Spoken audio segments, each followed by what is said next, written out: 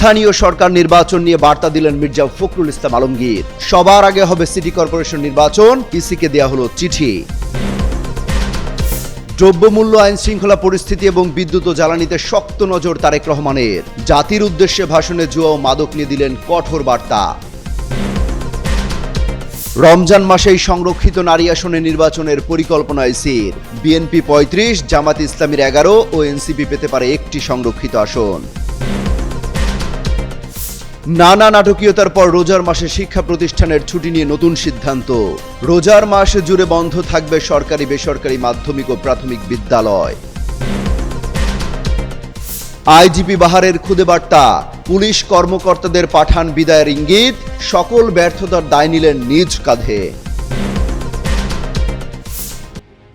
জুলাই গণ অভ্যুত্থানের পর সিটি কর্পোরেশন, পৌরসভা, উপজেলা ও জেলা পরিষদের জনপ্রতিনিধিদের অপসারণ করে অন্তর্বর্তী সরকার। এই অবস্থায় স্থানীয় সরকার প্রতিষ্ঠানগুলো চলছে প্রশাসক দিয়ে।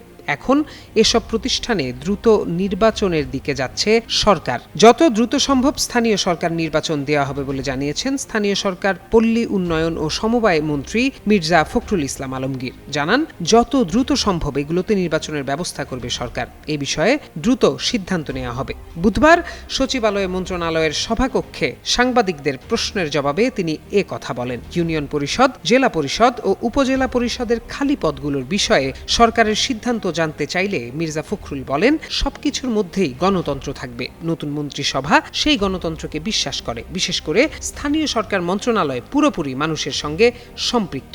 নিজে একসময় লোকাল গভর্নমেন্টে ছিলেন উল্লেখ করে মির্জা ফখরুল বলেন, এই মন্ত্রণালয়কে গতিময় একটি মন্ত্রণালয়ে পরিণত করার কাজটি তার জন্য কিছুটা সহজ হবে।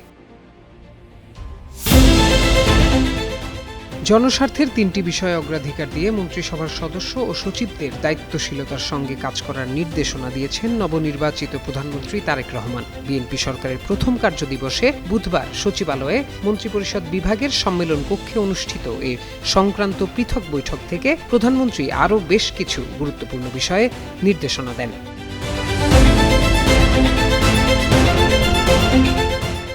অগ্রাধিকার দেওয়া ৩টি বিষয়ের মধ্যে রয়েছে দ্রব্যমূল্য নিয়ন্ত্রণে রাখা, আইন শৃঙ্খলা পরিস্থিতির উন্নতি এবং বিদ্যুৎ ও জ্বালানি সরবরাহ স্বাভাবিক রাখা। বৈঠকে নতুন সরকারের পক্ষ থেকে প্রাথমিকভাবে অগ্রাধিকার হিসেবে নির্ধারণ করা বিষয়গুলো বাস্তবায়নের সিদ্ধান্ত নেওয়া হয়।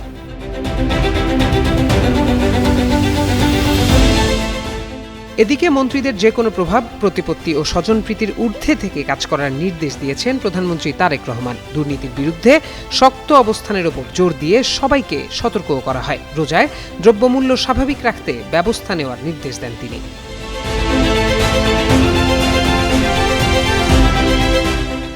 এর আগে মঙ্গলবার বিকালে নতুন মন্ত্রিসভার সদস্যরা শপথ নেন। প্রধানমন্ত্রী তারেক রহমান ছাড়াও নতুন মন্ত্রিসভায় ২৫ জন মন্ত্রী ও ২৪ জন প্রতিমন্ত্রী রয়েছেন। রুলস অব বিজনেস অনুযায়ী প্রধানমন্ত্রী মন্ত্রী প্রতিমন্ত্রীদের মন্ত্রণালয় বা বিভাগের দায়িত্ব বণ্টন করেন। এছাড়া মন্ত্রী ও প্রতিমন্ত্রীর পদমর্যাদায় ১০ জন উপদেষ্টা নিয়োগ দেয়া হয়।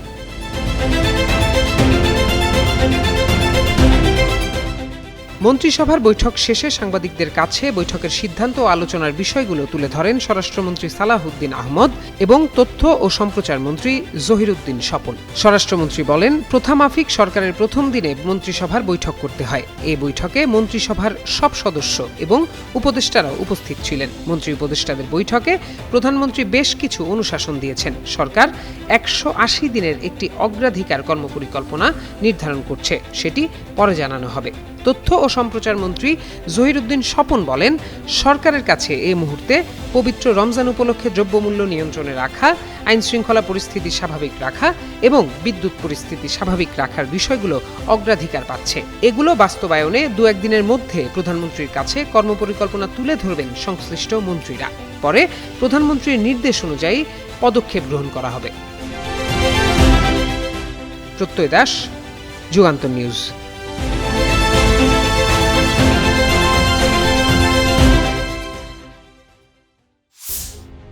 ত্রয়োদশ জাতীয় সংসদ নির্বাচনের পর এবার পালা সংরক্ষিত নারী আসনে নির্বাচনের। ত্রয়োদশ জাতীয় সংসদের ৫০টি সংরক্ষিত নারী আসনের নির্বাচন রমজান মাসেই আয়োজনের পরিকল্পনা করছে নির্বাচন কমিশন।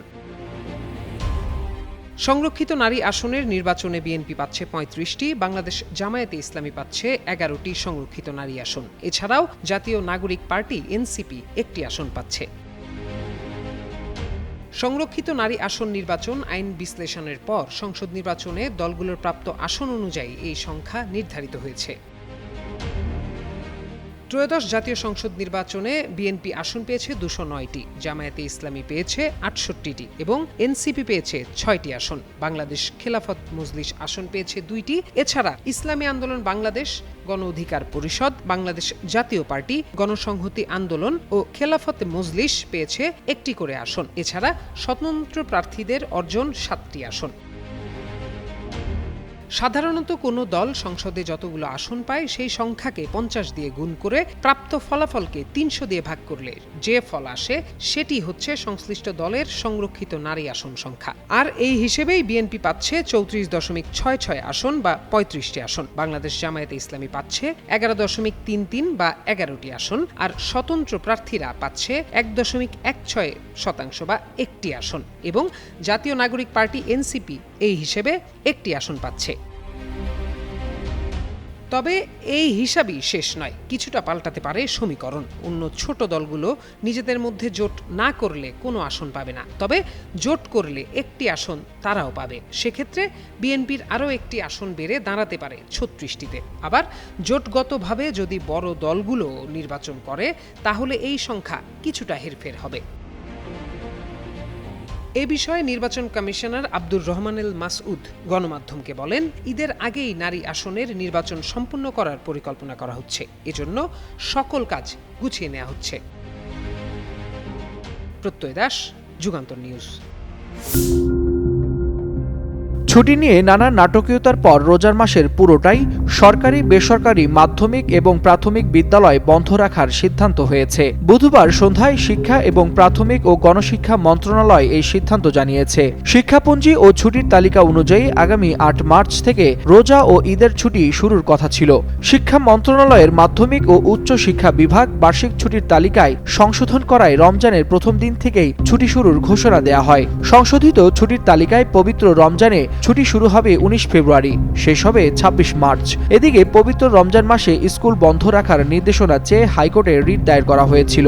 ১৫ ফেব্রুয়ারি সেই রিটের শুনানি হয়। এতে পুরো রমজান মাস অর্থাৎ ১৮ ফেব্রুয়ারি থেকে পুরো রমজান সরকারি বেসরকারি নিম্ন মাধ্যমিক ও মাধ্যমিক শিক্ষা প্রতিষ্ঠান বন্ধ রাখতে নির্দেশ দেয় হাইকোর্ট। পরে গত সোমবার পুরো রমজান মাসে স্কুল বন্ধ রাখতে হাইকোর্টের দেয়া আদেশ স্থগিত করেন আপিল বিভাগের চেম্বার আদালত। হাইকোর্টের আদেশের বিরুদ্ধে করা আবেদনের শুনানি নিয়ে আপিল বিভাগের চেম্বার বিচারপতি ফারাহ মাহবুবের নেতৃত্বাধীন চেম্বার জজ আদালত স্থগিতের আদেশ দেন।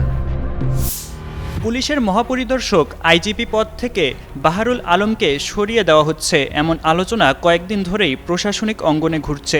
বিডিআর হত্যাযজ্ঞ সহ বিভিন্ন বিতর্কে তার নাম আলোচনায় এসেছে। বাহারুল আলম তার সরকারি মোবাইল নম্বর থেকে পুলিশ কর্মকর্তাদের ইংরেজিতে একটি খুদে বার্তা পাঠিয়েছেন, যার বাংলা অর্থ দাঁড়ায়, প্রিয় সহকর্মীবৃন্দ, আমি চার্লস ডিকেন্সের সেই বিখ্যাত কথাটি স্মরণ করতে চাই।